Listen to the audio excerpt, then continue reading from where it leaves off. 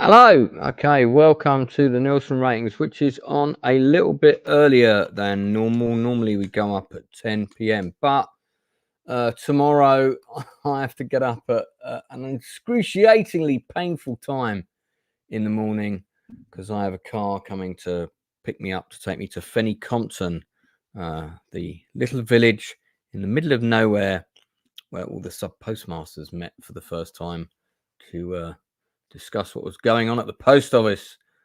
Tomorrow, Paula Venables is due to give evidence, and I will be in attendance at Fenny Compton with a load of former sub postmasters, and we will be watching the evidence of Paula Venables, the former CEO of the post office, and someone who was very much involved in the cover-up of what went on.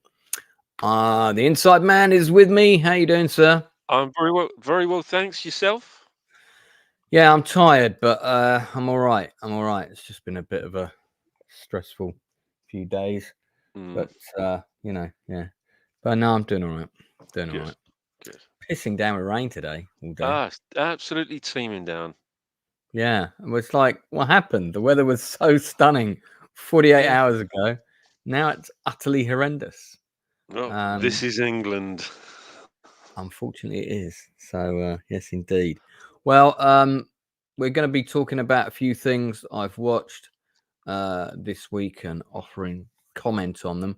One of which I literally just finished watching about 5 minutes ago, which is a new movie, and it's called Seize Them, as in seize them at once. Seize them. Seize them. Yeah, which is a line that's been uttered in many a film and television show. Yeah, so this is the show in question. It's currently standing at a rating of 5.1 on IMDb, which is not particularly high. There's a few familiar faces in there. People will know Nick Frost and Jessica Hines, of course, from the Cornetto trilogy. But you've got, I think, Nicola Coughlan and Lolly Adefope is from Ghosts, which I really do like. That's a BBC comedy show. Amy Lee Wood has been in a few things. It's basically about a kind of tyrant queen who's an utter bitch, and her castle is being besieged, about to be destroyed. She's kind of self-entitled and pompous, but for reasons that are not entirely clear to me, her lady in waiting, played by Lolly Adefope, rescues her and informs her that her cousins will be coming to rescue her, but they've got to yomp 140 miles in order to reach this place. On the way, they meet Bodrick, played by Nick Frost, who is a man of limited vocabulary, try to capture a pig, and various other things. It's kind of like an episode of Blackadder. Right. And I mean, hey, I laughed a few times, so it's actually quite funny in places. Yeah. But it's not a work of art. But nor does it pretend it is. I mean, sucks to be queen is quite a good byline. I am curious to see what other people thought of it. Let's have a look at. There's only 9 users. I think it just dropped today. So, okay, so 5 out of 10. A film watched for no other reason than it's a starting time fitting with my leaving a previous screening. The trailer for season weren't particularly inspiring. Yeah, so okay. Why? This would have been a fun film for youngish kids, so why add swearing? There was really no need, and it's not the sort of film that would appeal to an older audience. Well, I disagree. I'm 50 and I quite liked it. Yeah. So I mean, I didn't think it was the most amazing thing ever. I thought it was okay, you know. Does anyone remember Boudica? I do. This is in the same vein. Just awful. When I see a comedy with the names Nick Frost and Jessica Hines, I think I'm in for a good time. Don't be fooled. This is a truly awful film. Okay, well, they didn't like it. So, see, somebody else mentioned Blackadder here. Mentioned Blackadder. Yeah. Shameful, lazy, and embarrassing. That's a bit harsh, man. That's a bit harsh. Lucky to get a 1. Okay, everything's awful about. I mean, it's not supposed to be historical. It's fictional bollocks. God awful direction. Was the direction bad? I mean, look, at the end of the day, there was nothing particularly inventive about it. I think the film entirely depended on, because it's a bit of a talking heads movie, really. There's not any big scenes with big battles. Right. There's something at the beginning. Yeah. But you know, but it's all about if the actors are up for it, and they you know, they play it almost kind of straight in a way, if you know what I mean. Yeah. Rather than nodding and winking to the character. So yeah. It is like almost like a pantomime. Oh, it was all right. I'm probably never going to watch it again, but there was a similar film to this that was kind of like an aeroplane version of a fantasy movie. It was called His Highness, I think. Right. And this was better than that. I mean, it was funny, I thought.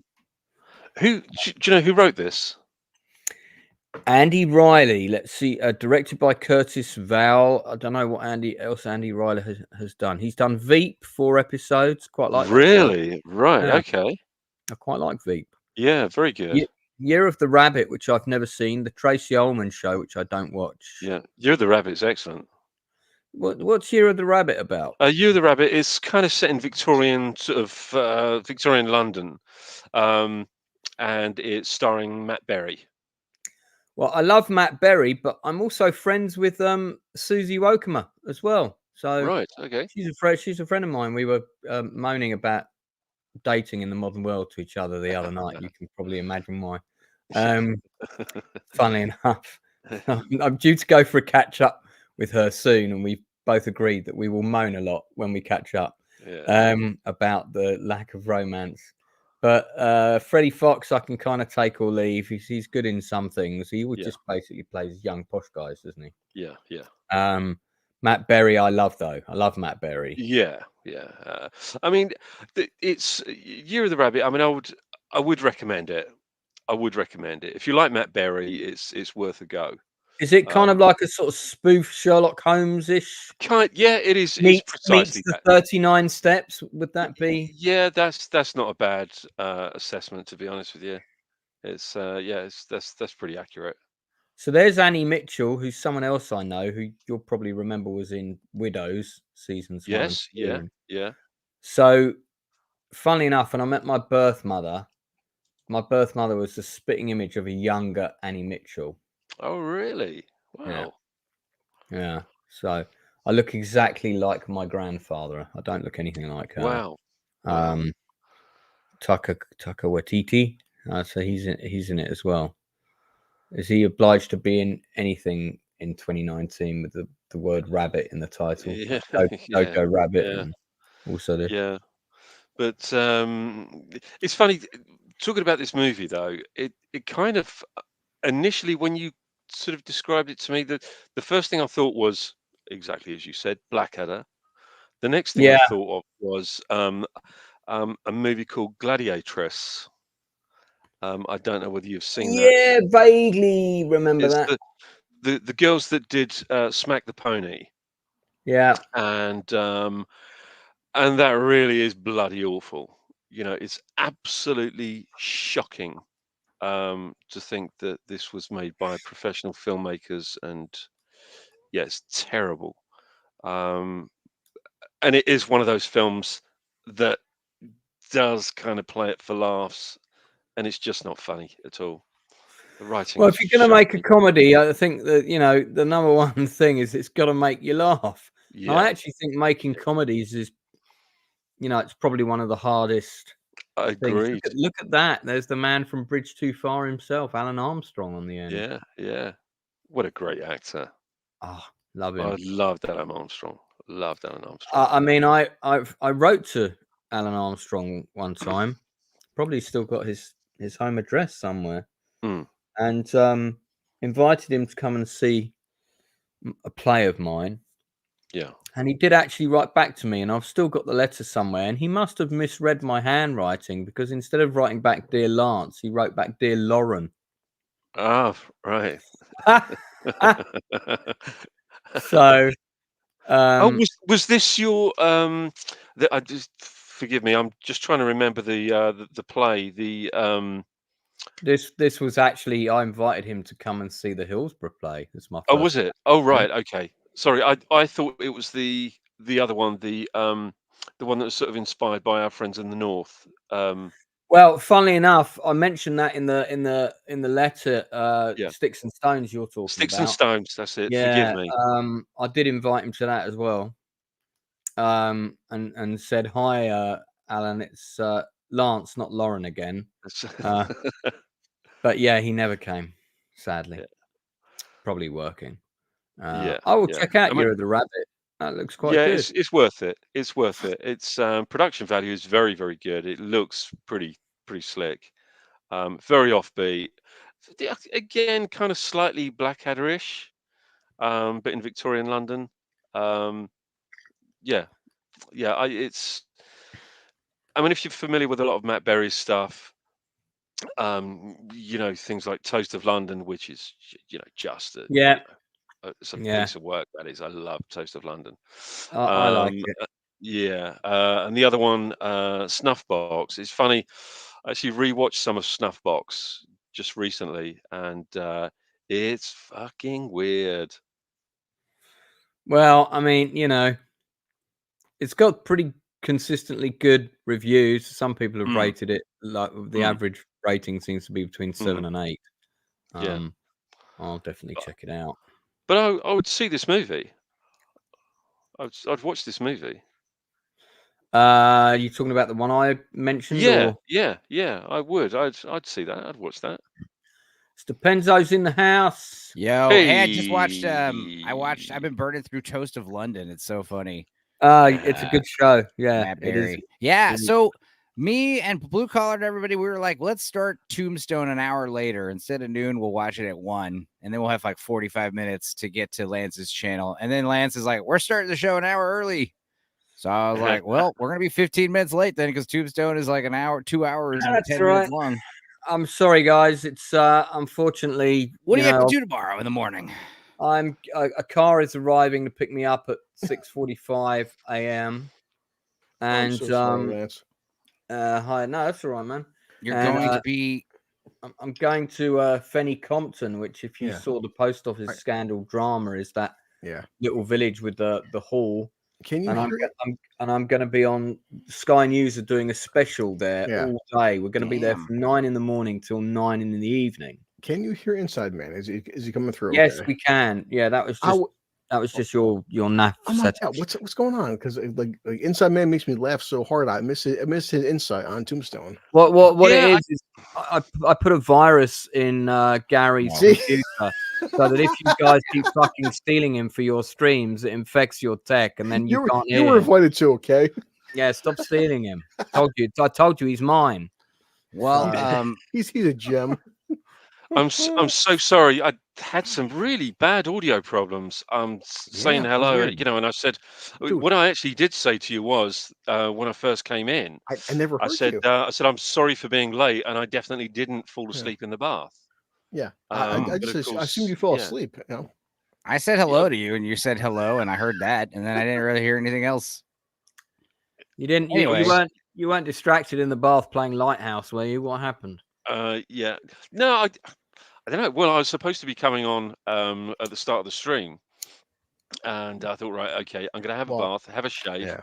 And I got into the bath, and I thought, yeah, I can just close my eyes for 2 minutes, and all of a sudden there was a knock on the door, and it was like, hang on a minute, aren't you supposed to be on a stream? About 3/4 of an hour ago. So Yeah. So apologies for that. Where's And, where's Northern? Is Here. he coming on? Well, He's coming. to Gary and Lance, a couple Luke. times like Enzo, like I'll pass out and I'll wake up in a random parking lot. Like Enzo, where am I? It's like I don't know where you're fucking. Yeah. He's not joking.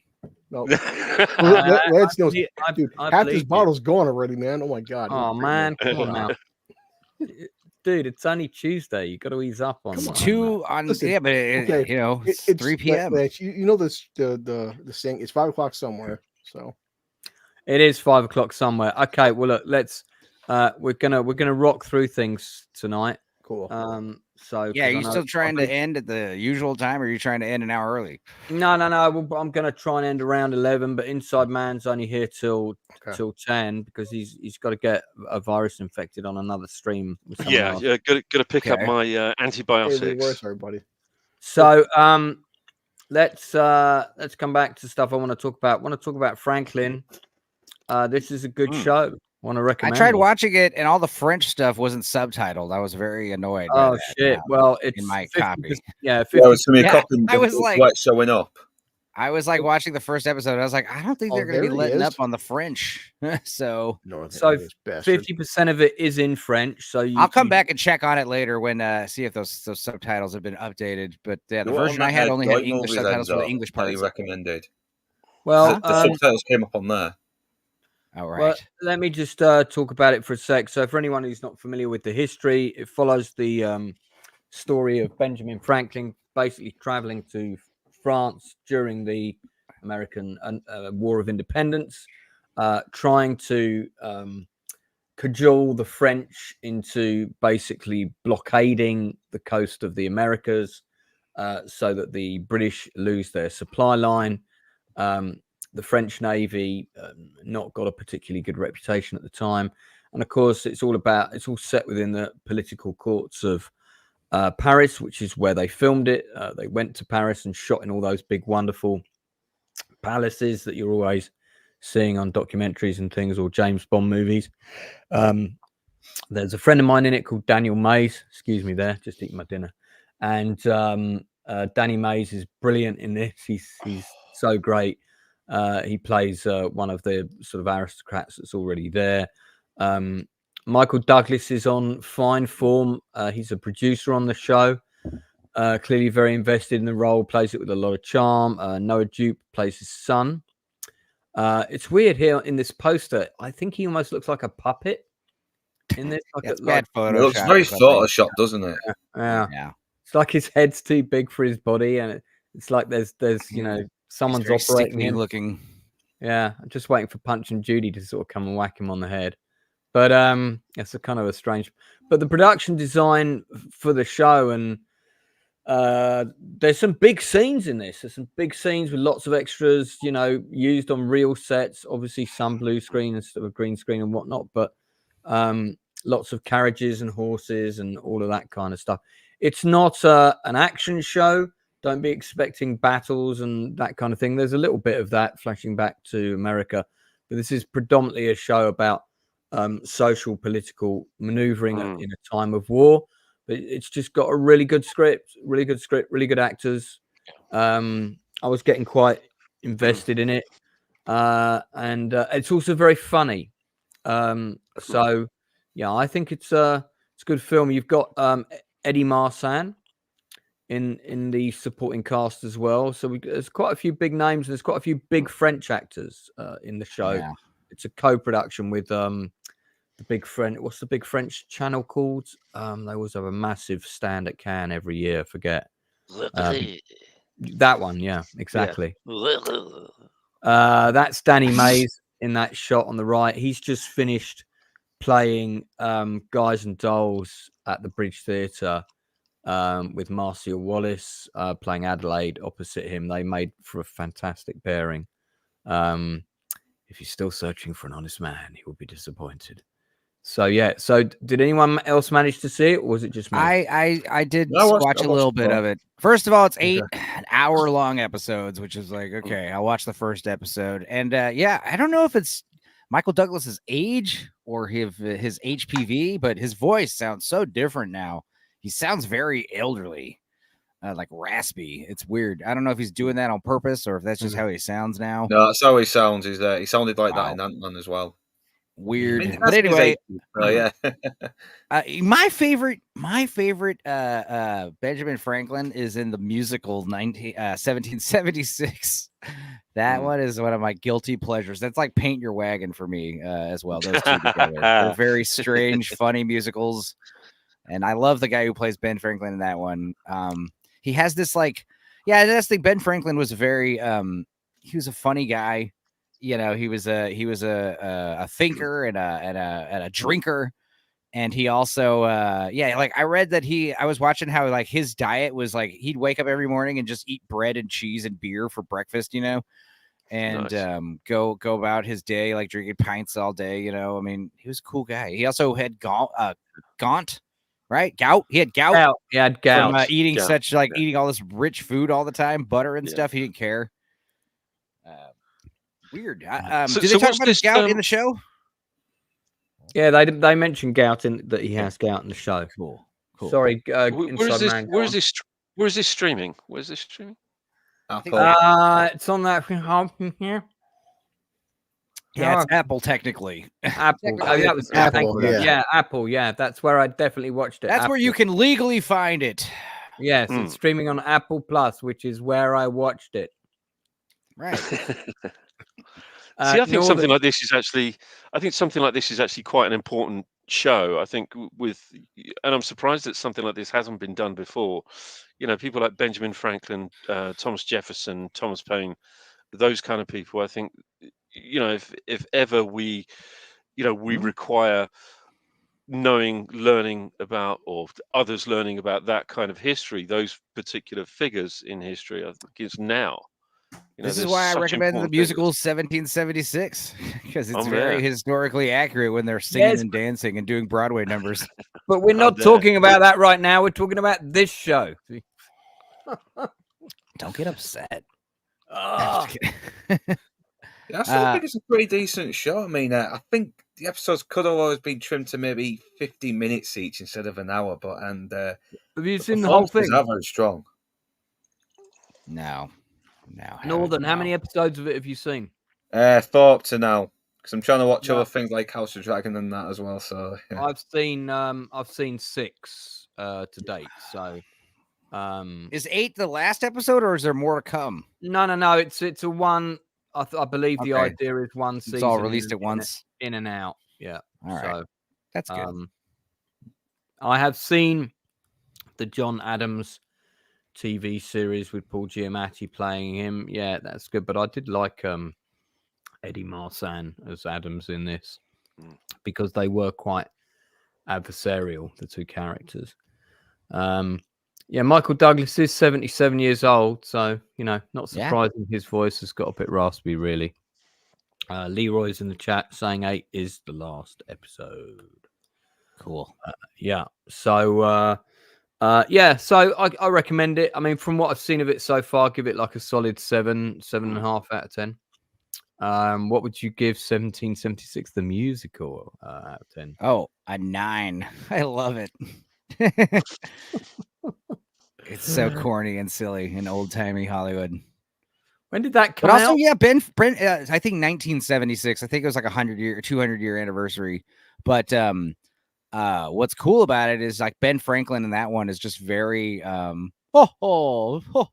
very like I don't know. He's very funny. I don't know. He's a great character. Even though that movie focuses more predominantly on John Adams, and Franklin is like his buddy, his like supporting character, his right-hand man, his Doc Holliday. But God, I watched it randomly like on Turner Classic Movies one day, and it was one of those like movies where it just came on and I just started it and I just didn't stop it. 3 hours later, watched the whole thing. It was like I recommend it. It's a great old this one and Paint Your Wagon, like back to back. That would be like a 6-hour double feature musical number. That'd be amazing. Dan, that's nuts. Actually, Inside Man. Look at who it's directed by. Peter Hunt. Yeah, who's that? Well, he directed On Her Majesty's Secret Service, unless I'm mistaken. Yeah, it's a very well-made movie. It definitely feels like one of those movies. It's a play. It's got like 2 or 3 predominant locations that go back and forth, but it's a lot of these like huge cast. Like a lot of movie takes place in the hall where all the forefathers are like sitting in their tables representing their states, and it's like big ensemble cast doing a lot of like camera going all over the room, and everyone's got their little moments. It's very, very choreographed movie. It's very impressive for what it is. If you're a fan of the stage and all that stuff, you'd appreciate it. Okay, Peter Hunt and Peter H. Hunt are two different directors. But this guy directed Stir Crazy, which is a film that many of us will have seen. Oh, yeah. That's even better. Yeah, Gene Wilder and so I quite liked it. I'd recommend Franklin if you're into your history and you're a fan of Michael Douglas. It's a win-win for you. Great actor. Let's move on to something with 8 legs. Yeah. So no, we will talk about the Beatles though, because they made an appearance on a certain television show. Sting. So yeah, this was good. Yeah, I've heard good things about this. I watched the other one you recommended, Infested. Yeah, and this one was better than Infested, I thought. Yeah, I didn't expect a biography about the police to have such a big monster in it, but it was good. It was good. Yeah, it was cool because this is one big spider, and I think that's a lot scarier. I mean, I don't know. It's a lot more. It's not as scary as a bunch of millions of tiny poisonous spiders, obviously. But one big spider works better for like a movie, I think. Yeah, I thought once the spiders started multiplying, really stupidly fast in that film, it actually de-emphasized their power, and then they also started growing really large for no reason, which just sort of was like, because here's the thing: if you're an arachnophobe, I'd imagine like scenes of like a bunch of spiders crawling out of the sink is very scary. But I think for me, like a scene of a spider like big enough to like walk upstairs, like that is creepy. A gigantic spider like that. That's the kind of stuff that kind of makes your hair stand up on edge. Seeing a spider that's unnaturally large. Damn, man. Especially when it's like an unnaturally large spider in a normal setting, like seeing a huge spider in an outdoor like desert area, like an arachnid planet. That's not as crazy as like the corner ceiling of your room and seeing a spider like the size of a catcher's mitt. That is like terrifying. Even if it's just sitting there and not doing anything, just sitting there perfectly still, like you would, you'd be terrified of seeing a spider that big, dude. No way. I used to have a huge plastic spider that used to be in the garden, and it really looked like a huge tarantula. And every time somebody went and sat in the garden, it got them every time. They were suddenly heard a scream, and it's like, yep, they've seen the spider again. Anyway, scariest spider ever comes from Tolkien.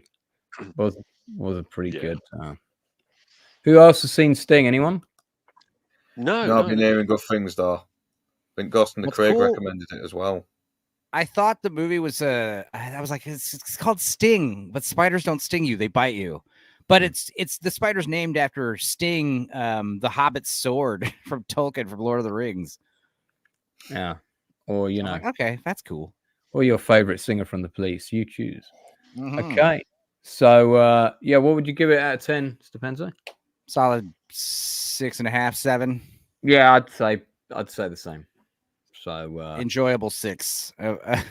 Mr. E, who I haven't seen in the chat before, welcome to the channel, mate. Thanks for the comment. Having been bitten by a black widow while working in a bookstore, all spiders must die, big or small.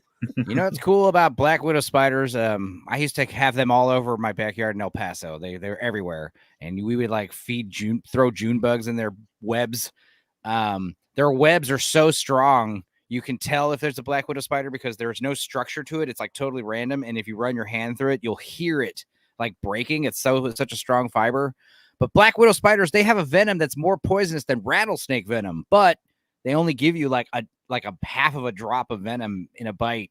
So that's why like when an adult gets stung, it like usually just like hurts like fucking hell, and you get all sick, like sweaty and nauseous and shit. It's terrible, apparently. Yeah, I like that too. You sick bastard. Awful. Anyone remember the Planet of Spiders from Pertwee Doctor Who? Yes, I do. Yeah. I definitely do, because that's the one where he changes from Pertwee to Tom Baker at the end. Yeah. But I actually also found that episode quite scary And whenever they cut to the shot of the big spider, I used to hide behind the sofa because I was just a wee child when that screened on the telly. I admittedly, I fouled myself. So, okay, Blue, what else you seen? Anything you want to recommend, new or old? Yeah, so If with John Krasinski and Ryan Reynolds. It was the cute animation sort of come back to life, your imaginary friends or something. Was that movie like secretly effed up, or was it actually a good kids movie? Well, I tell you one thing: the first 25 minutes, where it's very dark. The opening 5 minutes, the little girl, her mom dies. Then John Krasinski, her dad's gonna die of a heart surgery. I'm like, damn, this poor kid's 12 years old, and both her parents are gonna die. Like, it's like early Disney films when they actually had balls. Yeah. So is it a comedy? Yeah. No, it's really not though. Is it like a dramedy? Is it like one of those? I would say it's very dramedy, but Ryan Reynolds, some people would say he does very little Ryan Reynolds isms. He's the funny That's part. Good. No, he's not in the. Of course, the promotion is like Steve Carell plays this character called Blue, which he's purple because his kid was colorblind. It's kind of the same vein as Monsters Inc., where it's like once every kid has imaginary friends, once they hit a certain threshold, they stop forgetting their imaginary friends. So, isn't that the plot of Bing Bong from Inside Out? Basically, but yeah, it takes hints from like Toy Story, Inside Out, also like Monsters Inc. So it's but like some reason her character only she can see these imaginary creatures, but also Ryan Reynolds can too. And also it's a minor spoiler, but like why can only Ryan Reynolds see these imaginary creatures for? And it's weird, Okay. If you haven't seen the original film, directed by Lindsay Anderson, starring Malcolm McDowell. Yeah, I have seen that, and it bears no relation to this movie. It's none whatsoever, but it's amazing. It's one of the greatest British films ever made. That nuts ending where they all break into the armory and just start shooting everybody. Fucking mental. Yeah. It's quite a film. So is this creature voiced by John Goodman? No, this is actually Steve Carell. Oh, okay. But the thing is, it said the trailers, the promotions, it seems like it's a Ryan Reynolds, Steve Carell film. They're actually the little girl. She's in the film 99% of the film. It's not a Ryan Reynolds film. Right. Okay. With the little girl being the protagonist. Exactly. Yeah. This must be one of Louis Gossett Jr.'s last movies. Yes. Actually, the funny part is he actually voiced a character. His character's name is Lewis. No. Yeah, I know. Man, that's gonna be. Matthew Reese is in it. I'm not gonna lie to the panel. Like the third act, there's a scene because I know it's a soupy trope where it's like her mom dies 5 minutes in, and her dad has a heart surgery. She's like, Daddy. She's like, Daddy, I need you, Daddy. I love you. When she goes, she's holding her dad's hand, John Krasinski. She's holding her dad's hand. I fucking was crying like a 4-year-old. I'm like, oh my god. Because you go to the theater drunk.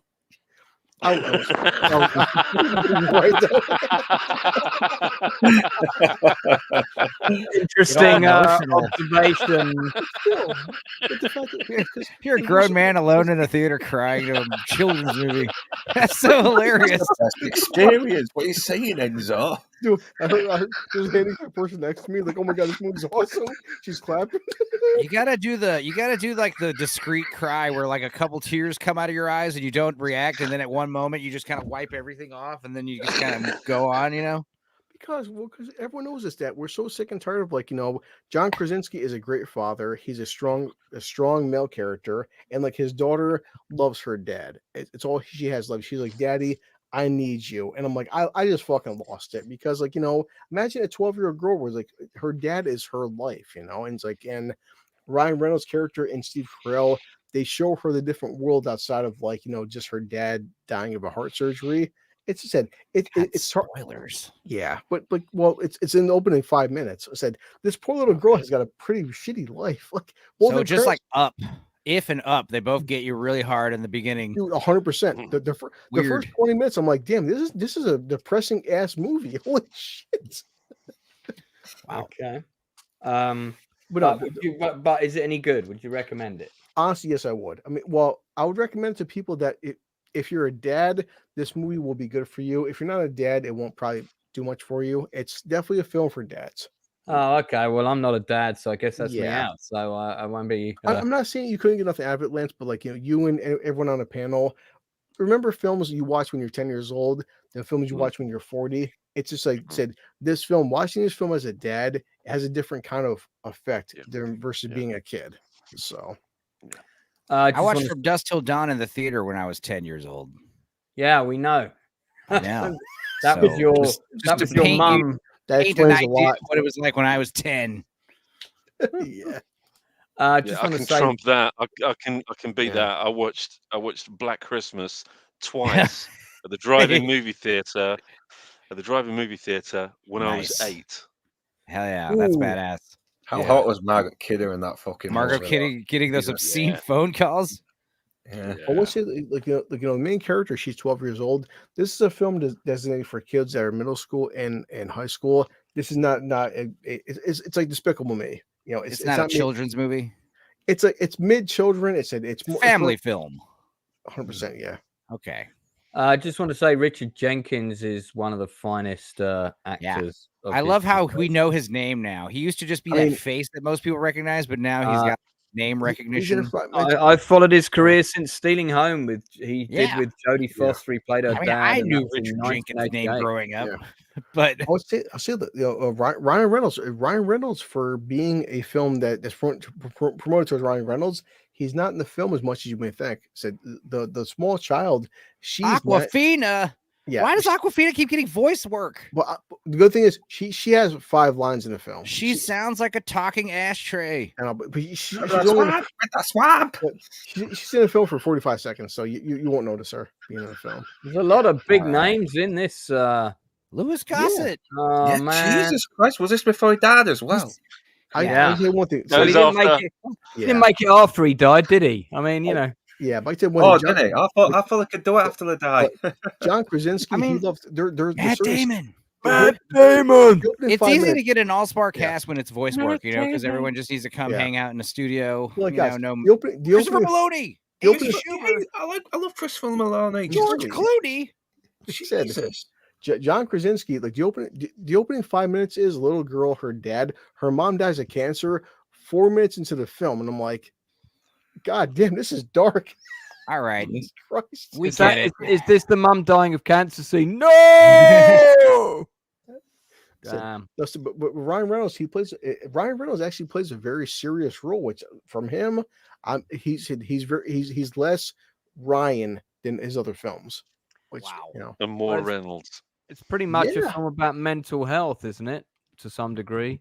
It is. It very toes the line, Lance, of like comedy versus like, you know, this is like Inside Out. You guys probably all see Inside Out. Inside Out, it very toes the line between being a kid versus being to an adult. Like if you like Inside Out, you love this film. Damn, that ninja star really implanted itself on that wall there. Look. Yeah. I said, but with the third act, I said I was bawling. I was crying like a fucking 4-year-old. I'm like, this is so deep. No, well. It remains to be seen how deep it is. I will check it out when I can. Definitely said. What would you give it out of 10? I'd give it a solid. I'd say 7 out of 10. It's not original, but like John Krasinski as a director, he knows how to hit the emotional notes for being a little girl who's attached to her dying father. But like Balancing to the whole panel, the third act, the last 15 minutes, there's a major plot twist where I'm like, I kind of seen it coming half into the film, and there's a major plot twist where it's like, oh shit. So it's going to be something like the dad's really the imaginary friend or something along those lines. This is 100%. This is for any man who has a daughter. It's like if you have a daughter, this is your movie. Simple. You don't have a daughter though, so you lied. I know. That's what I'm saying. But still, but as a dad, as a kid who lost his dad, I can understand the juxtaposition where it's like, you know, it's a dad, you're dying, you're holding your father's hand as he's dying. You're like, oh, so you were the little girl in this movie? Okay. Yes. All right. Northern, you've traveled through time. There's you on stage now, and there's you that arrived 5 minutes ago in the green room also. Less homeless people. I've got 2 of him. What's going on? Hang Oh, on. yeah, that's the other him. Yeah, look there, Northern. There's two of you. Yeah, delete the last one. Delete the previous one because I was having connection problems. Is it an alien impersonator? He's killing twice the homeless. All right. Fun times. Okay. Yeah, you can hear me now, can't you? Yeah, we can. That's all right. Yeah, it's just I had connection problems. I had to restart, and now this has gone on. Just so you can just get rid of that one. You don't have to. You don't have to shout. Your level's the same as before. No, honestly, he sounds better now shouting because like previously he was he's too quiet. All right, we gotta move on. We gotta talk about this. Who knew that Bigfoot had a penis the size of a carrot? You know, he's got a little dog penis. Yeah. I mean, no, it's like a bear's penis. That's what it's like. Yeah. Well, I've never seen a bear's penis, so I can't vouch. You should look at it. It's weird. It's not on my... like a little anteater nose, like a little anteater nose. Red Rocket. Right up there on my list of to-dos, but the term "hung like a bear" is a false nomenclature. Right. Well, I wish I had mentioned it now, but Sasquatch Sunset is indeed almost like a fly-on-the-wall documentary in the life of a family of Sasquatches who may be yourselves extinction. And as has been mentioned, you see everything, including Animal Kingdom like sex scenes, and therefore all right, mute yourselves, you freaking maniacs. Oh, can't take them anywhere. Right, I'm taking you out. Okay, so I'm just letting Blue Collar compose himself for a minute. Drink some water. Have a drink. Green room. Have a drink. Take a breath. Oh my gosh! All right, continue, Lance. I apologize. I can see you still cracking up. You know, until you compose yourself, I'm not letting you back in. Right. All right. This is. I mean, I was watching this and I was thinking, is this good or isn't it? I can't quite tell. It's clever for sure. Yeah. I was sort of, is it good? I don't know. But the actors I love this movie. I did like it. Here's the thing. I can tell you right now, you could watch this movie at 4x speed. You could watch it at double speed. You could watch it at quadruple speed and not miss anything because there's literally no dialogue. And that's always great when you have what's the word? Silent storytelling. You know, it's nonverbal storytelling. It's very good. And yeah, you've got Jesse Eisenberg and a few other unrecognizable faces playing these 4 Sasquatches. And it's a funny movie, but it's also very depressing the subject matter, because it's basically like the times in life. It's like a half of a year or a year for these 4 Sasquatches, and it's not a cool thing because you can see. I think one of the common things is they are looking for other Sasquatches. They don't outright say it. Like they're constantly like looking for other Sasquatches. They don't find any, and you keep seeing like evidence of the humans. You know, and it's just it's just a funny movie. It's kind of like Swiss Army Man, but it was way better than that one. I liked it more. I got the fact that they were searching for other Sasquatches right from the first scene. Good. Where they were basically, you see them do this ritual where they bang on the side of wood drums, like drums, and it's like a way of communicating with other families or whatever. And they don't hear anything in return. And presumably there's been a time where they would have heard things in return and there were more of them. Yeah. So it's implied that this might be the last family, the last. Yeah, it's kind of a bittersweet movie, you know. I agree on that. I agree on putting it on double speed. I mean, I actually skipped a few frames now and then when I was watching it and still got what was happening. Yeah, you watch it at 4x speed. You can watch the whole movie in 20 minutes and be like, "Oh, it's funny. I liked it." If you're watching it at 4x speed, the Animal Kingdom shagging scene is even more entertaining. Oh, right. They look like they're really going at it at 4x. There's also like there's this funny scene where you got the alpha male of the group who is the kind of leader of the pack, as it were. Who's not in this picture. The females on the right youngling or the child is in the middle. Jesse is the sort of he's slightly dim. His character seems to be. There's the slightly male, there's the alpha male, there's the female, alpha male and is child. So the alpha male is this character. So he eats all these what look like raspberries at one point. Yeah, he does get drunk at one point. It's awesome. Yeah, he keeps them to himself, and for some reason that consumption makes him drunk and horny. He tries to get it on with the female Sasquatch. She's clearly not up for it, probably due to the size of his genitalia.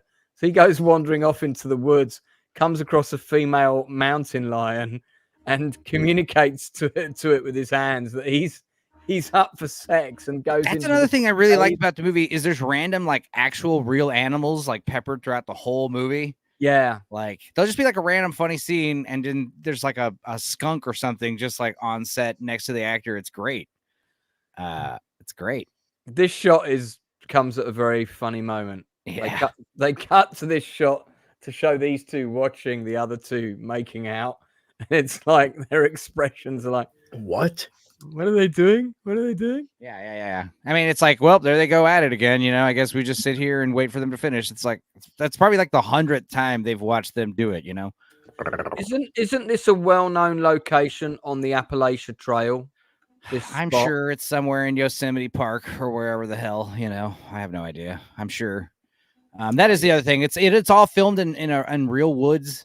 That's another thing. It's like a lot of movies we're going to talk about today are all very good, like indie films for what they are. I mean, it really shows like because of the developments in camera technology, like you don't need to build a big wooded set. You could just go out in the woods and like if you as well as you can see it with your naked eye, that's pretty much the approximation of what it's going to look like on camera. It's pretty awesome. But the flip side of that coin is now the art of movie lighting is like taking a backseat big time. Yeah. Nobody's doing like expressive movie lighting anymore. They're just, you know, so whatever. It's a win some, lose some type thing. There's the cast. Yeah. I mean, I will say that in many ways, this film was kind of refreshing because there's so much stuff out there that's a bit cack, but there are a lot of good smaller indie films and some TV shows as well. And you don't have to look that hard to find them. I thought this was pretty good. It was just different. There's the Russian version. Yeah, I mean, I did not like Swiss Army Man. I thought it was pretentious and stupid, and it didn't really, sell the emotional feels for me. This kind of has that same vibe, but it's a way smaller movie. It's not as stupid. And it's a lot more poignant, but it's got that same kind of tone. It's like silly, dark comedy, silliness, strange. What would you give it out of 10? I'd say a solid 7. Yeah, I'll give it 8 if you watch it in 20 minutes, and enjoy it. Yeah, I'll give it 7, but 8 out of 10 for the acting alone, but 7 overall. I think the cast really sold it to me. Did you see it, Blue Collar? Effects too. No, I've heard good things about it though, but no, it's on my to-do list. I think you just couldn't get through the movie after seeing the bear penile. Yeah, mate, you don't even need to properly full on watch it all the way through. You could just skip a few frames and still get what's happening with the story. Yeah, you can. I mean, I do like to watch films at normal speed. Call me a curmudgeon film director type, but I like to watch them the way that they were intended to be seen if I can. It's like they're real primitive as well, but at the same time, they still figure the odd little thing out. Like when she gives birth and that mountain lion comes, so she throws the fucking umbilical cord. That bit, that's the placenta, that's that too, because the Bigfoot family. The Bigfoot family was excited to eat that, but save it give it to the mountain lion. Save yourself. They were going to put some melted cheese on it, get some pickles. It's going to be a whole burger thing, but okay. So let's move on. Northern, have you got anything you've seen? Inside Man, you're jumping in. Yeah, I was just going to say, would you mind? Because you've only got 10 minutes left. 10 minutes. Yes, you have. There are just a couple of little things that I wanted to mention. The first thing is the 9th and final season of Inside Number 9 is now out on the BBC iPlayer, or at least the first 2 episodes are. and Right. so far it's absolutely amazing. If you're a fan of sort of horror anthology series or anything with a little bit of a dark, very, very dark comedy, this is absolutely the thing for you. The first episode of this final season, well, I see. The problem is I can't really say too much about them because if I do, then it will give the game away. But Could you repeat what the show was? Because the stream seems to be freezing on my end a couple of times. Inside Number 9. Inside Number 9. Oh yeah. I've watched the other seasons. Yeah, brilliant show. Yeah, It really I is. mean these first 2 episodes. I think the third one's out tomorrow. Why is but that these not fir- coming up on IMDb? I can't find it. I think that because they're kind of withholding any information about them until the whole season has dropped to make sure that nobody is sort of too aware of each of the episodes. Right. I mean, the first, I'd say probably the first four seasons were really good. There was a little bit of a tail off, but they've come back with this final season, and it's fucking unbelievably good. Really, really good. And the other thing was I just watched California Suite again, 1978, I think it is, with Alan Alda, Jane Fonda, Bill Cosby, Michael Caine, Maggie Smith, and Richard Pryor. A really, really well-written film. Really beautifully written film. Isn't it based on a play by Neil? It's a play by Neil Simon. Neil Simon, yeah, I remember. Yeah, really, really good. Really good. Especially the interaction between Jane Fonda and Alan Alda. I mean, the dialogue is among the best you'll see. The exchanges are one of the best kind of exchanges I think I've seen of dialogue between two characters. You got Walter Matthau in there. Oh yeah, Walter Matthau's in it. Yeah. The man whose hair gets darker with age rather than lighter, face like a walnut. But that's an interesting poster. Not seen that poster for it before. Californian Lakotaski. Okay. But yeah, a really good American film. You really know you're watching an American movie with this, and it kind of slightly similar to, I think, What's Up, Doc? I think was another kind of good little sort of farce. Peter Bogdanovich directed with Barbra Streisand and Ryan O'Neal. Really, a couple of good little American movies there. And the funny thing about What's Up, Doc is that was the very first movie that stunt performers were credited on. Really? So there you go. Yeah, I should have kept that for the movie. Michael Caine. Yeah. Walter Matthau's face. like California. Walter Matthau's face keeps sliding down further every year. Yeah, man. Actually, you know what? It'd be good to do a special on California Suite. I absolutely love Alan Alda. Good one. Yeah, saw him on stage in our town in the West End, and with Robert Sean Leonard, and oh man, he was so good. Yeah, superb. I mean, in this, oh my God, he is just fucking brilliant. He really is. I mean, I'm not the world's greatest fan of Jane Fonda as a person, but as an actor in this, she is absolutely, just blinding. Another one, just quickly before I go. Murder by Death, another Neil Simon. Yeah. Another really good film. Is that really, Peter really Falk, good. right? Yeah, Peter Falk, David Niven, Maggie Smith again. Good one. Oh, I've seen that one. It's very much like a Columbo episode in a way. Yeah, it's kind of like a cross between sort of Columbo and Miss Marple and Poirot, and it's kind of all the detectives and everything. So, but it's also got Truman Capote in this as well. So, who was cast instead of Orson Welles? It should have been Orson Welles, but Truman Capote. Yeah, that's the one that the filming of this features in the Disney Capote feud television series, Capote and the Swans. And there's really go on. Yeah, some really lovely dialogue in it. Really beautiful dialogue in it. You know, just I need to watch it again. I haven't yeah, seen it in a lovely very, film. very long time. But Neil Simon, yeah, master. Alec Guinness looks pretty near death in that shot. That was actually, it's funny because when he was filming this, when he was actually shooting this, I think he was talking to Maggie Smith, and she said, "Oh, you know, what do you have going on?" He says, "This thing called Star Wars." Actually, sorry, that was my Roger Moore. This thing sorry, called Star Wars. Yeah, yeah. That it? This thing called Star Wars I'm doing. Or something It's like actually that. better. That's better. Yeah. Apologies for the slipping into Roger Moore a little bit there.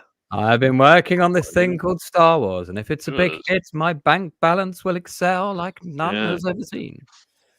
Yeah. But yeah, so this was just before Star Wars. So he said this little thing called Star Wars that he's working on.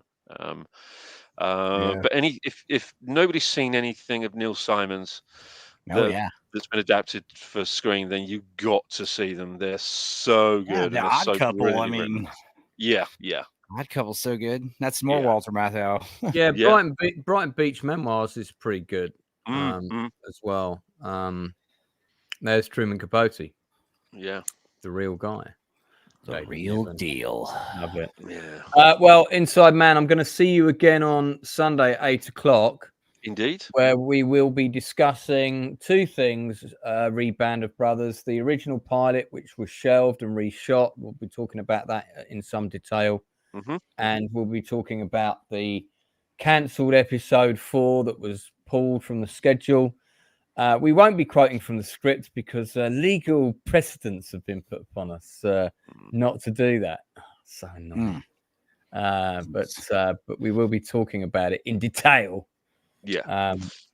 At some length. So I look forward to Maggie Smith doing that with you on Sunday at 8 o'clock. That's actually also my next official stream.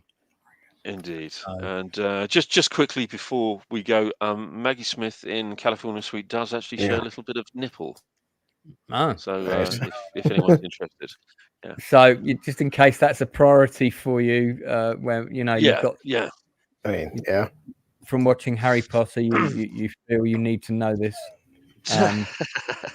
Whoa, hello. And Peter Sellers is playing a Chinaman, so yes, he is, appropriation. Why not? Yeah. It's called man's acting. a chameleon. Yeah, he's an actor. Yeah, it's acting. He's acting, dear boy. Right. So it's really good to catch up with all of you. And of course, man. Yeah, I'll see you. Sorry, I made you choke on your own saliva earlier. God damn you. We'll speak to you soon. Take care, mate. Speak to you soon. Take care, mate. All right. So Northern then. Now it's your turn. What else have you seen? Anything you want to recommend? Well, I've just been rewatching the first series of One Punch Man. I don't know if you've ever watched it yet. Yeah, it's great. I have heard of that, but I don't think I've seen it. Well, it's an anime about a superhero who can pretty much destroy any enemy with one punch. The only problem is it's gotten boring. He's looking for a challenge and he's not getting it. And he ends up coming across this other superheroes, like this bionic lad who ends up idolizing him. And every time he comes across a monster, they always feel the need to spell out their backstory. And it's really hilarious. When they found out why he's a hero, he says, I only do it for fun. It's like, what kind of motivation and backstory is that? That's lame. It's kind of a great satire on the whole superhero genre, and it's done in a very quirky way. And the guy's so bored with superhero now that he's every time someone causes a threat to him, he has this he looks like he's miles away, like he's not even paying attention. He's totally apathetic to it. Yeah, there's some great memes that come out of this show for sure. Yeah. And how he becomes powerful is very funny, but he has this really good line. It's like humans have the will to change and become better, and that's it. That's one of the greatest fucking lines he says, and he's not even trying to be motivational. He's just saying, "That's what I did to become powerful." So that's where that line, "You've got to do better, Senator." Yeah. Was inspired from. Yeah. Okay. You heard it here first. It came from One Punch Man.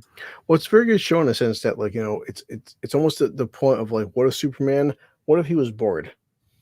Well, yeah, exactly. I what mean, it is. Superman is always great. I like the reason why Superman's my favorite of all the superheroes is because he's the hardest to write. And when he's done well, it's always like a very creative writing exercise. But the thing about Superman is his personality is never wavering. He's always, his moral compass is strong, and he's always like a beam of positivity and all that stuff. Whereas One Punch Man, it's a great, because that's the thing. It's like, how do you make a story interesting when your character is like, invincible, or he has like crazy plot armor? Yeah. You can apply the same logic for like action movies. One wank, man. You can apply the same logic to dudes who never get hit by bullets in movies, action stars. But the idea is like, how do you make it interesting when these characters like can't really outdo each other physically? And you do it. This show gets it really well by making One Punch Man very bored and blasé about everything, and his conflict that he has to overcome isn't like beating the bad guy. It's like trying to find interest in his like superhero-dom, Yeah, it's because it's like it's like when you play a video game and you're on God mode and you're not getting killed. There's no challenge, and it's the same with him with his job, except he's doing it for real. That's why I said so many video games. I won't play with games with mods where it's like we've all seen cheat codes where your character has max stats, max level, max hit points, and like you can't be hurt. And so many people online are like, okay, this game is boring after 5 minutes. Yeah, because the point of these games is to upgrade yourself, to make yourself better, to achieve a higher power. And like, that said, this is the Superman complex where it's like it's like nothing can hurt him, so it makes juxtaposition where it's like I have to become better, but like I'm bored because I'm basically like God. It's a great story. It's a great example of how to make a story like that interesting, keep it fresh. Yeah, and I just love his deadpan delivery. It's just like like a villain comes up to try and kill people, and is like, is this going to take long? I've got other things to do. There's a sale on that the store I usually go at. It's like, There's the big final boss battle where the bad guy's like, it's standard anime stuff. It's like one of those animes that like makes fun of anime too, because it's like, the bad guy's doing like his big Dragon Ball Z Super Saiyan, like big showboating lights and everything. And like, it's like a cut to like One Punch Man. And he's just kind of like, okay. Yeah. Like whatever. Like it's not a small spoilers ends because it's coming out season 3, but like the entire end battle sequence of season 1, the fucked up part is Saitama, he was never even trying. Right. I mean, that's the great thing about it. It's so funny because like you think that this he's maybe losing, the main bad guy's beating him. He's like, no, I was just bored because that's why it works. Yeah, because like it still manages, because the idea is his name is One Punch Man. So when he punches you once, you're dead, and yet you still know this, and yet when he still defeats an enemy by punching him once, it still gives you this wow factor because it's like, oh, dude, he did the one punch thing, and you still love it. And he's not wowed by it once. He's just like, we the audience where can people watch this show? Where's it playing at the moment? It's on Netflix. I know it's on Crunchyroll or whatever. Netflix, Hulu, Crunchyroll. It's everywhere. It's on Netflix. If you want to find it, you can find it. And the second series has been released ages ago, but it's only season 2 be debuting on Netflix. It's on Hulu. Excuse me. Yes. Yeah.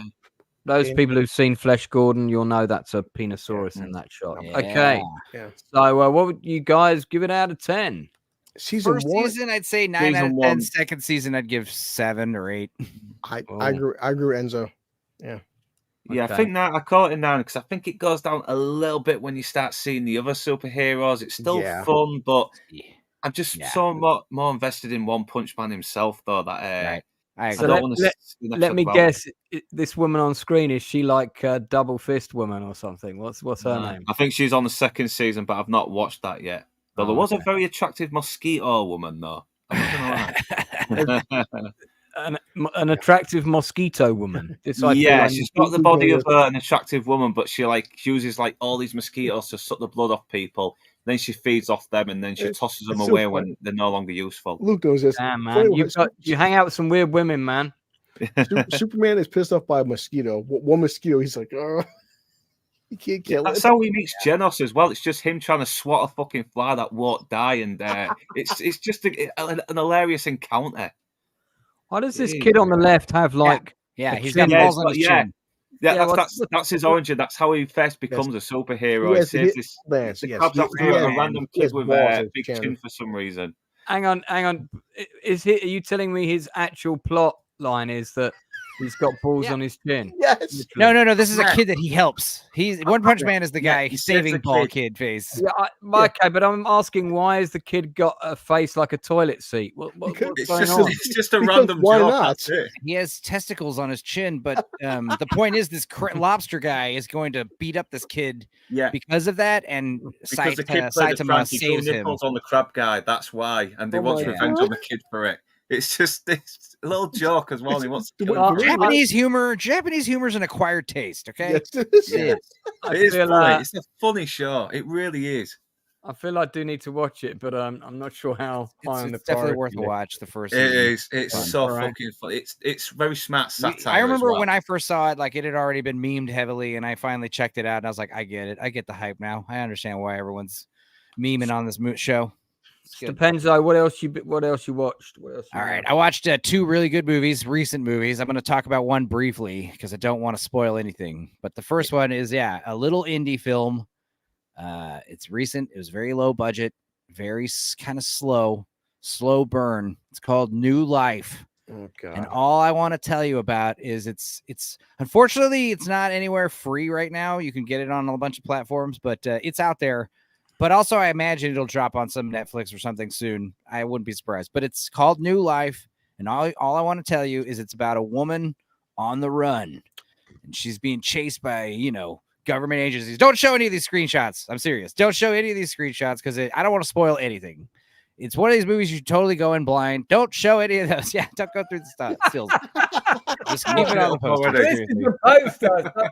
I mean, these are all they've got Right. up is posters. Sure, All Lance, you do it gotta all. know is like, there's a main lady on the run, and then there's like a main lady who's like heading the agency that's like after her, and Awesome. guns are involved, and there's like something involving her ex-husband, and yeah, it's a bit bloody, it's a bit crazy, but yeah, there's a turn around the halfway point of the movie where you're like, oh, okay, I see where this is going, and it gets wild. So that's all I want to say about New Life. Check it out. I give it an 8 out of 10 for the low budgetness. It's got very mixed reviews here. Yeah, it is slow. It is a slow burn. It is low budget. They do really well with what they got. But I think it's one of those movies where it probably wouldn't hold up multiple viewings. It's probably going to lose its muster after the second viewing.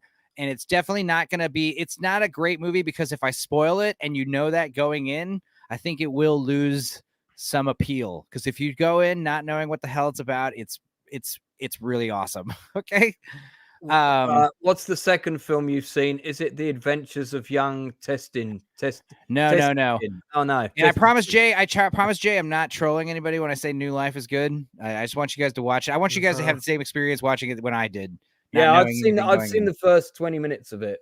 Now the other movie I want to recommend, I could talk about it great lengths. I don't really need to, but it's an animated movie from France. As you know, I'm on Gooch's channel talking about Scavenger's Reign, which is that French style animated show. Well, there's another anime that came out recently, and it's French, and I didn't watch it originally because I didn't have any subtitles on it at first, but the subtitles are on it now. It's called Mars Express, and I guess it came out last year, but that was some wild movie, anime movie about in the future where we have robot sentient people everywhere, and the idea is like people are hacking or jailbreaking these robot droids. It's kind of like a movie about AI uprising.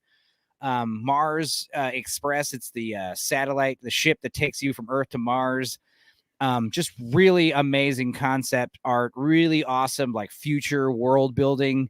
The plot, it's a standard kind of like film noir detective mystery, kind of convoluted, solve the story. I love the look of the animation dude. It's totally worth watching on an aesthetic reason alone. Yeah, I have a soft spot for these noir cyberpunk kind of stuff, especially with anime.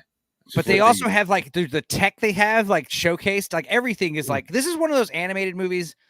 anime, the worst is when they make an anime and it's like a high school romance. It takes place in the high school. It's all like, why is this animated? You know, this is one of those movies where it's like, it totally makes sense to animate this. This would cost billions of dollars to make. Whereas like you could just animate everything and have future tech coming out of the wazoo. Where But, can like, people where can people see this one? Let's see. I'm looking this up right now. It's where do you watch it? Mars Express, watch streaming. Where is it? I watched it, obviously. Oh, it's on Apple TV. It's on Apple TV. That's where you legally watch it. Oh, good. I will be able to watch that on Apple TV later. Of course. Apple TV. Yes, thank you, Jeff Bezos. Wait, no, that's not. That's Amazon. Is this the remnants of a kebab that's come out? Okay, so this is where it's shit. This is some of the crazy future tech that's like really like mind blowing. They talk about like so right now in this future, like cybernetics are everywhere. They're mainstream, right? Well, now there's like organic cybernetics, which is like David Cronenberg style, like flesh computers. Those are like the new thing. Right. And dude, it's wild. So it's just like, it's one of those things where you gotta check it out, dude. It's really neat. Yeah, I mean, if you're turned off by animation, this is one of those movies where it's like, it'd be so difficult to make this live action. I mean, it's one of those things where, I mean, you could nowadays with today's technology, but it'd be expensive. But yeah, this is a French style animated movie, and it's you could tell because there's a lot of seamless computer blended with 2D, but like a lot of thin lines. That's like a common staple with French animation, Mobius style. Leroy, Fire and Ice was a long time ago. I'm assigning you some homework, and that's to watch. Also, Fire and Ice is not technically anime because it's American. That's Ralph Bakshi. But that's like rotoscoping. That's where you like film it and trace it. Dude, yeah, crazy tech. Like, for instance, this flaming motorcycle. The girl walks in, and there's like a little piece of paper that she like drops, and it floats off and like sticks to the motorcycle. And you think it's like a tracking device, and then she goes inside, and then she pushes a button, and the thing like incinerates and lights the whole motorcycle on fire. There's just crazy, mind-blowing future tech everywhere. That big tentacle thing you just saw, that's like a guardian. That's like a sentinel, like a guard drone that you have outside your house, like this big fucking like robot creature thing. It's like half cybernetic, half organic. Wild stuff, dude. Wild stuff. Wild. And yeah, it's a great second renaissance. The Animatrix reminds me of that. A lot of stuff about the robot uprising. Really good stuff. Yeah, I really like the look of this. I mean, if I wasn't getting up so early, and I'd probably watch this before. Yeah, watch it this week. You'll like it. And yeah, watch New Life too. Watch both. Real good, both movies. This looks great. I have to say, it looks absolutely fantastic. Yeah, like if you like Ghost in the Shell, like this is right up your alley. Did you have anything else you wanted to recommend? I know we talked about Sasquatch Sunset, and we talked about some other stuff. I did watch a few older stuff, but nothing too crazy. I watched High School High again with John Lovitz, and man, dude, I laughed my balls off watching that. But yeah, nothing too crazy that I would recommend.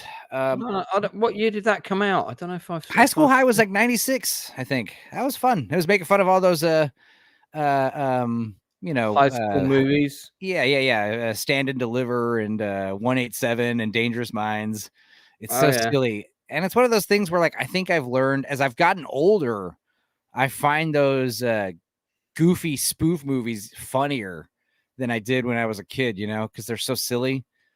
But like, dude, you watch this stuff again and you're like, oh my God, there's so many great. It's mostly John Lovitz, he's so hilarious.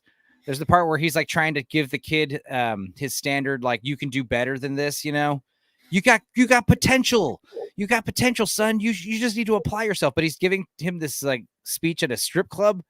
And like, it turns out the kid like lives in an apartment above the strip club because it's such a bad area. And 187 rules. Leroy, totally. I love 187. 187 rocks because Samuel L. Jackson, Dangerous Minds and Stand and Deliver and Lean on Me. Those movies all have the idea like, I'm going to help these kids. I'm going to reach them. 187 is like, these kids are unreachable. Yeah, have to be dealt with. 187 is To a reach really these kids. Yeah, I gotta cut this kid's finger off and shoot him with an arrow and like torture him and stuff. It's fun, dude. that's a really dark film. Yeah, it's super 187. twisted. It's very cynical. It's like the Yeah. anti Stand and Deliver, Yeah, But that being said, like there's the part in John Lovitz is giving the kid the speech, the prep talk, and there's like a stripper like putting her titties in his face while he's like getting motorboated against his will while he's trying to tell this kid to apply himself. And then at one point, like camera cuts to the kid's reaction, and you just hear John Lovitz like making like some kind of gargling sound. It's awful. Nice sound. Oh, and Tia Carrere is like such a babe in this one as well. And yeah, I mean, I thought it was funny. poster we had in the UK. That's terrible. Yeah, What is that? That's why I didn't. That's the poster we had in the UK, and I thought this looks terrible. I mean, it is terrible, but it's funny. It's certainly stupid, and it's just got a bunch of great gags. There's the part where you first see the high school, and like the camera's like panning across the building, and there's all this mayhem. One of the windows like explodes, like a bomb went off in the school. It's just great. He like parks his car and puts his little club on his steering wheel, and he gets out and he turns around. His car is completely gone except the steering wheel with the club just sitting there. Yeah. It's so silly. Yeah, bunch of other stuff I watched. I watched Southland Tales again for the second time. That movie's aged better, I think. I didn't like it still. It's still pretentious and weird, but Is that the one that's like the sci-fi sort of short stories that are all wedged together? yeah, it's like The Rock and John Lovitz is in it, and it's Richard Kelly's second movie after Donnie Darko. It was the one that got booed at Cannes Film Festival and had You mean kind of like Cannes Film Cannes. Festival. But what's funny is like I guess I don't know, man. Richard Kelly, he did Donnie Darko and everyone loved it, and then he did Southland Tales and it was universally hated. But as I've gotten older, as I rewatched it again here in the year 2024, the year of our Lord, I realized like it's like Demolition Man, where it's like, God, freakishly accurate in places, which is creepy. I didn't hate it when it came out. It's confusing and strange. Yeah, it just wasn't. It's a bit up its own ass. But yeah, I'd forgotten that it got booed at Cannes. And for you to get booed at Cannes is pretty bad, because Kevin Costner just got like a 6-minute standing ovation for Horizon. Yeah, apparently it's getting bad reviews though. Oh, really? Yeah, on Rotten Tomatoes or whatever, or like the early scores. Yeah. That's interesting. I knew that upset you. Well, not really, because I don't know. I'm excited about it. I hope it's good. I mean, I'll make up my own mind, but I think it's going to be. I think I'm going to like it. So, dude, Bai Ling was like 56 years old when she made this movie. Oh my God, she looks amazing. Looking pretty good for John LaCroix. I love him. He's really great all-star cast. That's Kevin Smith, I realize, playing a Karl Marx analog. Damn. But what's funny is like, every actor is is cast against type in this movie. Like the director specifically hired actors that he thought were being pigeonholed and made them play something out of their wheelhouse. Right. Which I think is good. Mandy Moore, she's in it. Sarah Michelle Gellar. Yeah. I mean, it was a weird little fun movie. I don't recommend it, but if you really want to watch some weird, crazy crap, check it out. What was the film he did after this one? The Box, which also sucked. This is where we realize The Box is where we realize like Richard Kelly is a hack. He got lucky with Donnie Darko, and I guess that was it. And even Donnie Darko is weird. Donnie Darko, it was great because it was one of those movies that it's like it started this awful trend because it was successful because it doesn't explain anything, which is kind of lazy. But the problem with it is it worked for Donnie Darko because it was kind of the first time we'd seen something that weird. But then every movie, all these movies started doing that thing where it's like, we're not going to explain anything. It's just so out there. And it started a trend of really lazy writing when it came to science fiction stuff, which is lame. And yeah, The Box is bad. The Box is where we all realize Richard Kelly is he's not the chosen one like we thought. Well, I just noted that the box was the last thing he directed in 2009. So I guess Wow. So I didn't know that. I assumed he made some other crap since then. Hey, well, he might be free for an interview. Let's see if we can get him on. I'm sure he's bitter and You jaded. might not be. You might not be invited, Enzo, just in case. Hey, Richard Kelly, why? No, I'm just kidding. Well, that's funny. Is I used to make fun of my old roommate. I had a roommate. This guy, he was my age. He was like 38, living with me, who was 25 at the time. Right? He was living in my extra room, and he just sat on his computer, smoking cigarettes, drinking like whole pots of coffee and whole 3-liter bottles of soda every day, and playing video games. And he would say the most ridiculous shit, like, you know, this is right around the time Avatar was coming out, and he would just be like, James Cameron, dude, he's such a hack. Oh, he sucks. And then like we'd talk about Forrest Gump or something, and he'd be like, Forrest Gump, that movie sucks. It's trash. It's awful. And you're like, okay. And then you find out one day that his favorite movie is Southland Tales. And we're like, what the hell's your deal, dude? You know, what is wrong with you? This guy's still alive. I think so. Wouldn't be surprised if he wasn't, though. He had meth mouth from like drinking so much soda and shit, and he was like terrified of the dentist. Damn. Yeah. Wild times. Anyway, that sounds pretty mad. So Leroy's saying, hey, you should get Denzel Washington on. I've got friends who've worked with Denzel Washington, and I can tell you now he is not going to come on a YouTube channel and do an interview. You know what's great though? We did do a big all-encompassing Tom Cruise stream not long ago where we talked about every Tom Cruise movie. And we agreed that the next time we do something like that, like the Actors Dork Side special, we're going to do Denzel and talk about all his movies. Oh, there you go. You want to get Lee? You got to get Leroy on for ages. I forgot about that. Dude, the thing about Denzel's, when we looked at Tom Cruise's catalog, we realized like most of his movies we've seen. Where Denzel, there's like a ton that I'm like, I still haven't seen. So we need to brush up on a lot of stuff because he's been in a lot of stuff, man. He has. So He has. Yeah, well, Leroy. There's no date, obviously. There's no date. That might be this winter. Who knows? Leroy wants to be on that.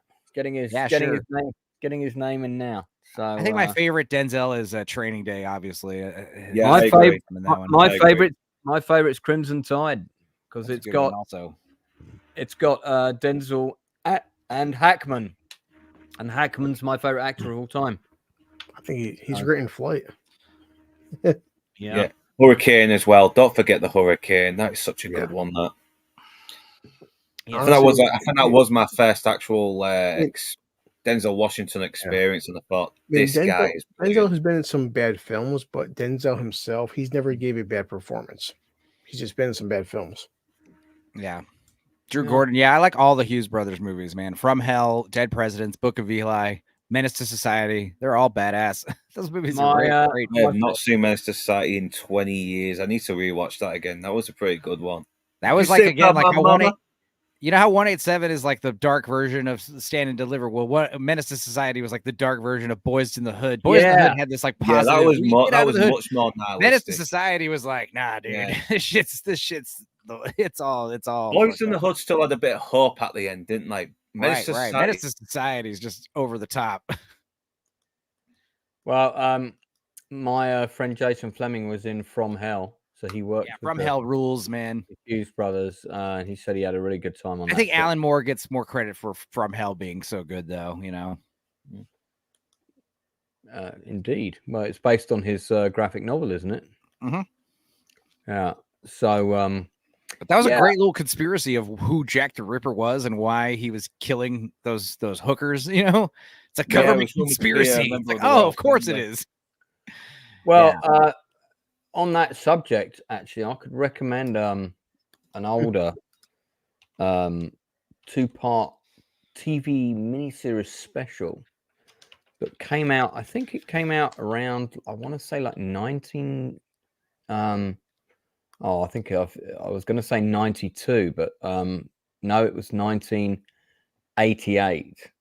So there's a really good version of the Jack the Ripper story, starring Michael Caine as the cop who's investigating, and Lewis Collins from The Professionals is playing his kind of number two.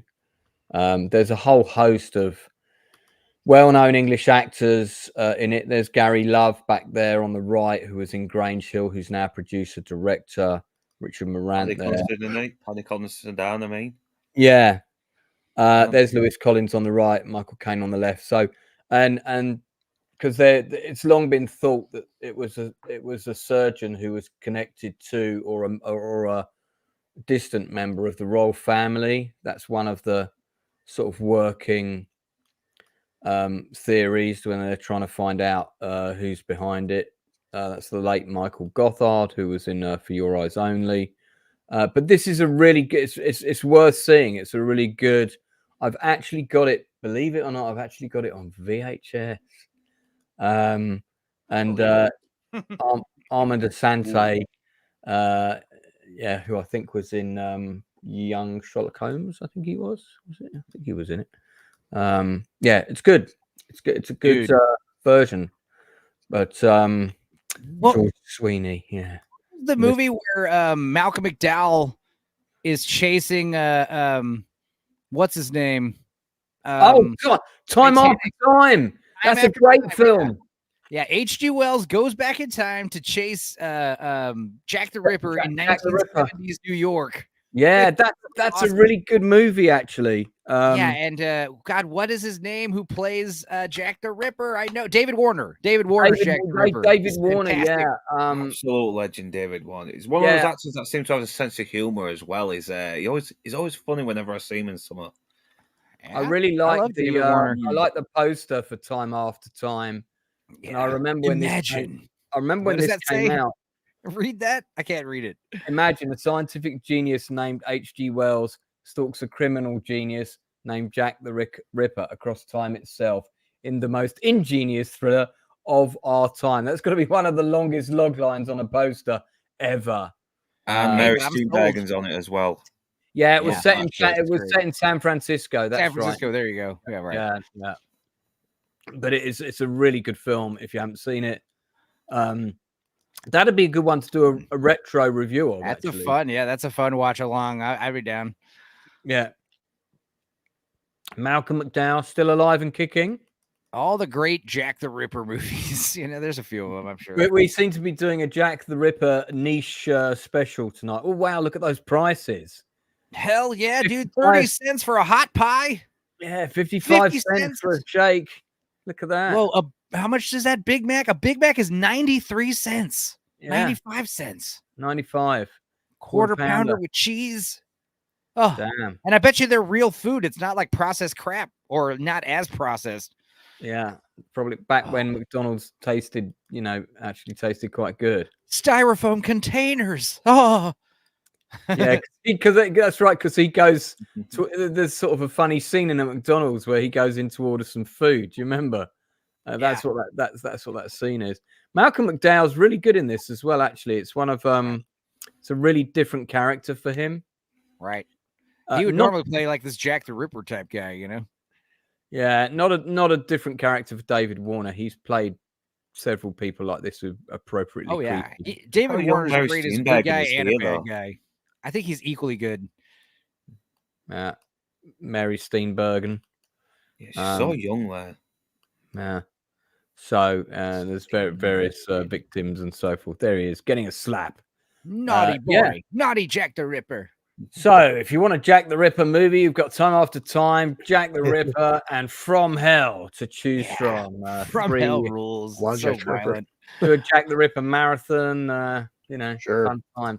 Does anybody remember on Duke Nukem 0 Hour where Duke Nukem goes back in time and he kills Jack the Ripper at one point in Victorian England? That was fun.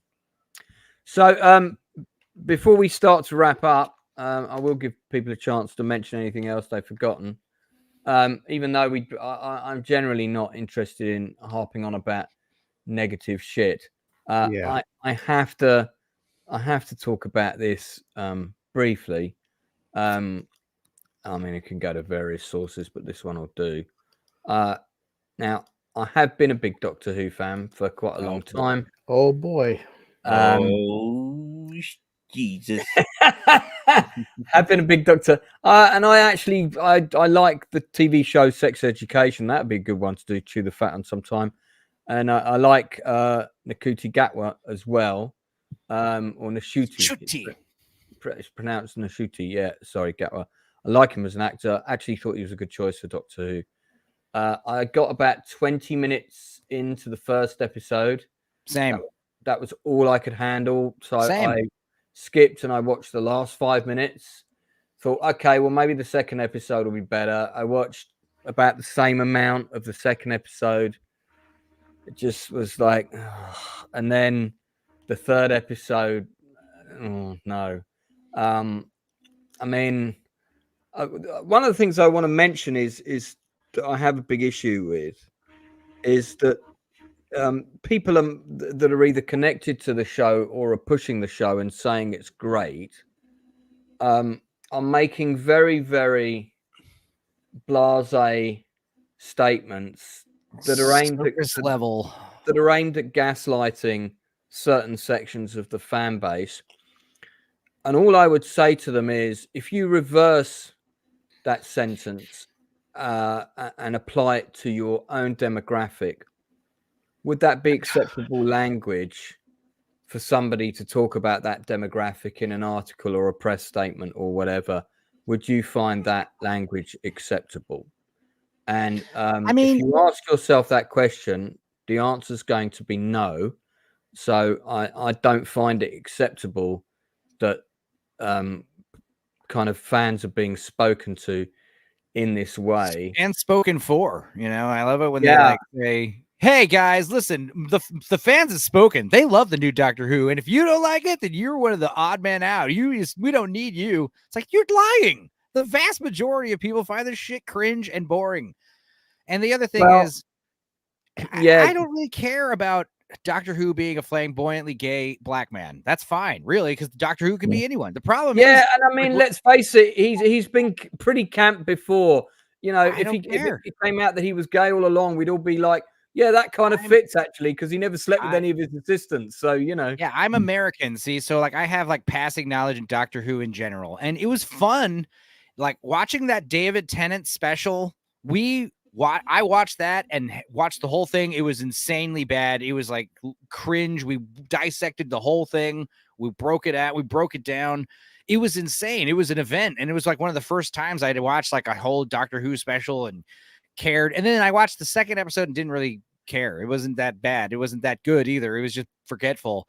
And that's kind of what's going on with these new episodes. It wasn't even like so bad we could talk about it. I watched it and it's just like, I'm bored. I don't care. I just moved on. Yeah. Well, I mean, I'm not going to watch anymore. I just also so much lore breaking, like world lore breaking stuff in the first like scene of the first new episode with like the whole butterfly effect. The whole reason why the Time Lord stuff works is because there is none of that butterfly effect stuff. If that was, you know, there's so much wrong with that scene. You're like it's like the Holdor maneuver all of a sudden, where it's like you now we have to retroactively, like you've created all these conundrums with past episodes. Just shows you they don't really watch all the old stuff anyway. No, because Doctor Who exists in, you know, every time he time travels, it's a multiple narrative. Right. He can be in any one of any multiple narrative of existing timelines, you know. So, but anyway, yeah. Like I say, I have no issue with the choice of the actor. I have no issue with the fact that they've made him gay. I mean, I don't. Here's what you do: you make your new Doctor Who. You make your Doctor Who a effeminate black guy. That's fine, but then you have to like put him in like the craziest adventures, so that way we get to learn. You know, we get on his side. You can't just have him like prancing around the future doing fashion shows and shit. I never really saw Doctor as a hedonistic gay guy. Anyway, he was very camp and flamboyant. He has to be saving the day. He has to win us over. Yeah. Don't be basing Doctor Who on Northern Bastard's life. Let's have something more realistic. So anyway, I don't want to. I don't want to spend any more time on it but I have limited time in the week to how many hours of stuff that I can watch. I've tried to pack all of Franklin in. Yeah, this you're week. already watching Franklin. I was gonna say, yeah, Didn't make it. Only got 6 done out of the 8. And I'm trying to fit in other shows as well. And then I've also got my regular shows that I like to watch, like Chicago PD and all of that sort of stuff. So there ain't enough hours in the week for me to watch something that is way below average for me. And it just the writing and the stories, just write good stories. I just think that it's crazy how we're not, like I've said this before, we're like, just like how we're all redheads are being erased and replaced by black dudes, black characters, all the tough, all the strong, like masculine black dudes, like that's not a thing anymore. Now every black man in a movie or show has to be either effeminate or a nerd, a bookmark, bookworm, hacker, like nerdy, like Urkel, or they have to be like flamboyantly. Like the guy in The Good Place as well. You never just have like a tough, badass black dudes. Those the Idris Elbas in the world are like, we're running out of them. Like more of them, please. Like, Yeah. Well, there we are. So imagine if Idris Elba was the new Doctor Who. That would actually, do you know what? That would be awesome. That'd be an interesting choice, man. You know what?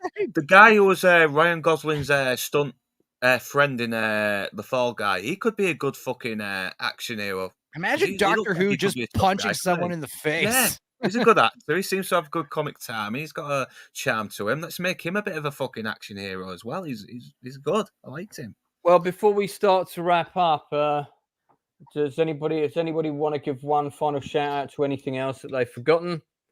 Death of Stalin. We've talked about Death of Stalin before. Yeah, let's talk about it again. It's so good. It's so funny. Have you only just seen it? Have you only just seen it? No, I've seen it. It's the third time watching it. God, yeah, it gets everything right about communism as well back then, but it does it in this very satirical take, and it's so good. Everyone's a fucking arsehole trying to cling on to power after one of their leaders goes, and it's watching them so desperately trying to get it is so funny to watch. Yeah, well, it's great, but we've talked about it before, so I'm not going to bring up the slides and all the rest of it. Jamalama says, bring back Thug Muffin. Yeah, she was an awesome guest. She was awesome. She is willing to come back. And look, I mean, me and her had a great conversation, and that is my point. We had a conversation. Next time where we didn't agree about everything. And she was saying she loves it when YouTube nerds get pissed off and upset. She describes herself as sexually fluid, but mostly gay. And anyway, but it was I like having people on my show who have opposing viewpoints to my own, and we agreed on some things and we disagreed on some things. She was great. Dude, and next time you have her on, bring her back on one of the watch-alongs, instead of an interview. Having toxic, man. No. Let's not go too far. So, Northern, what have you got coming up? I've got an interview with Natalie Kennedy on Friday, and we'll be discussing 2 of her films, Blank and Purgatory. And then Purgatory's the new one, right? Yep, and an hour later, after we have Oh, and we've lost him. After what? And an hour later. After what, Luke? Hey, Northern, we lost you. So, Blue, what you got coming up? Actually, I was talking to a Gorkin. We want to do a live reaction review to Mad Max Furiosa. So it's already getting some controversy with the fact that it's being created. So, right, okay. Well, that's out. Is it this Friday? Comes out in 2 days. Yeah. Okay. I want to see it because people, it's getting sickening, Lance. You've seen this where it's like people are like, oh God. When that first trailer dropped, it did look. The first trailer didn't look good, and I thought, not sure about it. The last trailer looked good. I'll say the last trailer it looked. Hang on. Northern is time traveling again. Oh wait, no, we've got him back now.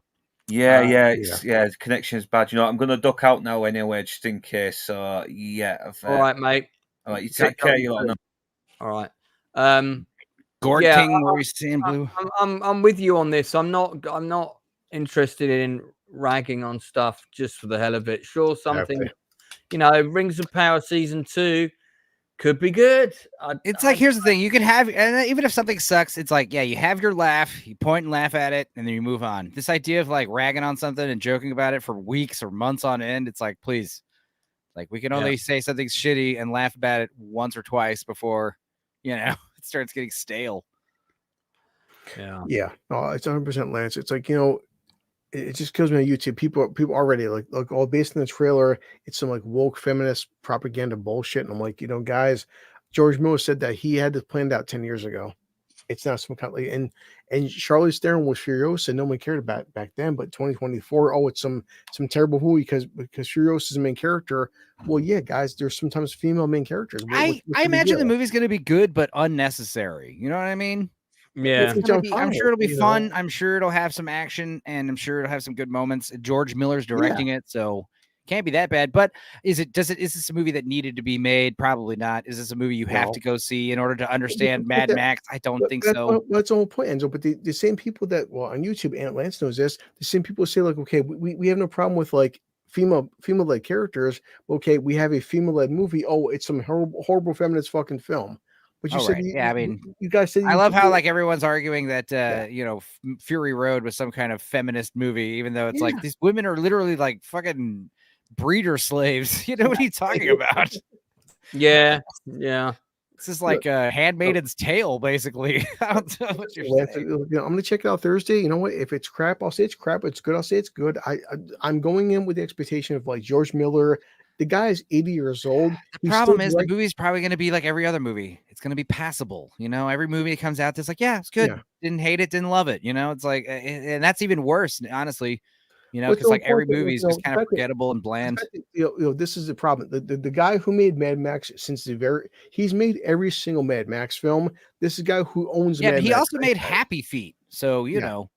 Yeah, but I'm saying, but the point is, but if anyone knows Mad Max, it's George Miller who's making Mad Max for the past 40 fucking years. He knows. Dude, I always think about if George Miller got to make his Justice League movie in the late 90s that he wanted to do, how crazy that would have been. Yeah, I feel like George Miller. He's why George Lucas. Why didn't George Lucas make the episode 7, 8, 9 for? Because you guys, you cried, moaned, and groaned. The prequels were crap.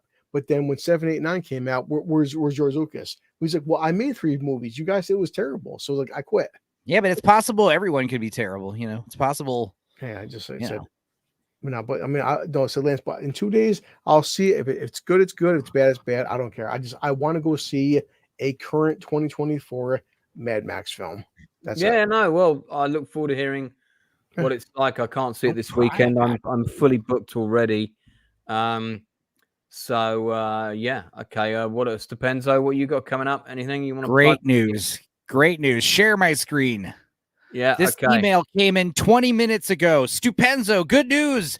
Your dispute wasn't reviewed in 30 days, so the copyright claim on your YouTube video for Krippendorf's Tribe has been released.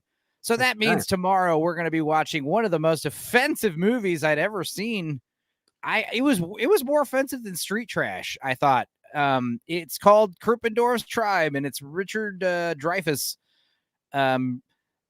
doing tribal face to steal grant money. It's insane, and it's a family film.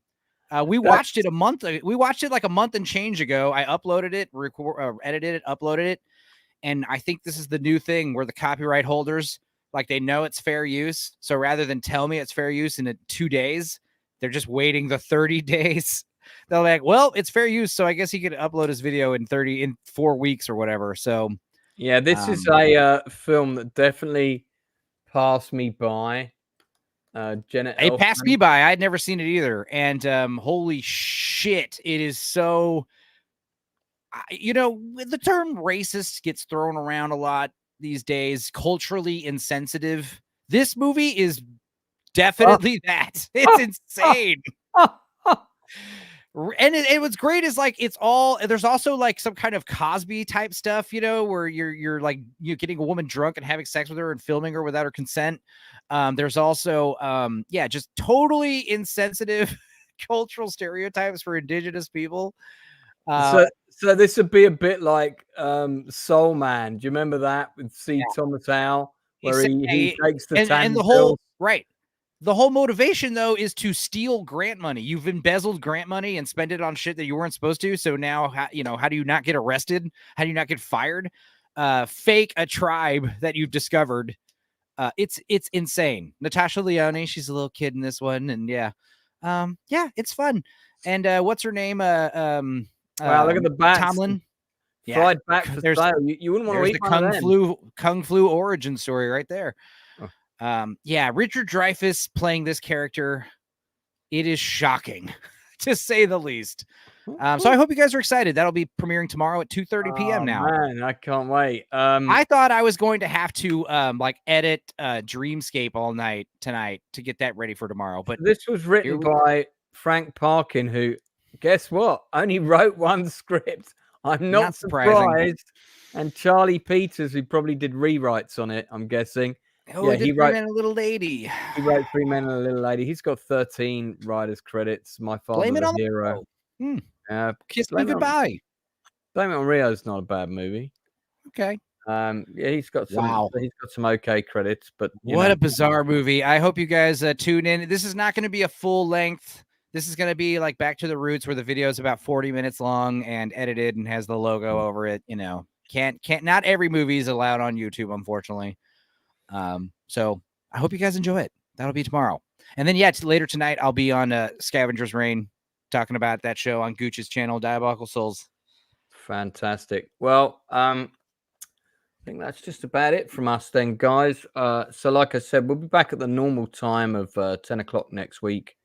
But we had to be a bit earlier because I've got to get up early, very early.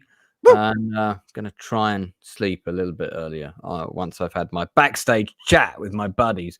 So, it just reminds me to thank the Inside Man who had to leave early. Thank Northern Bastard who had technical issues.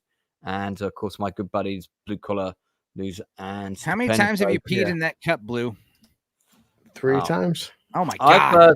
I've succeeded in not peeing at all during this stream. I'm quite proud of myself. You guys do what I do. Just go off camera and go use the toilet in your house. Oh, that's not bottle whiskey. That's your dark urine. This is. I'm just joking. If your urine's that color, buddy, I'd be worried if I was you. And on that note.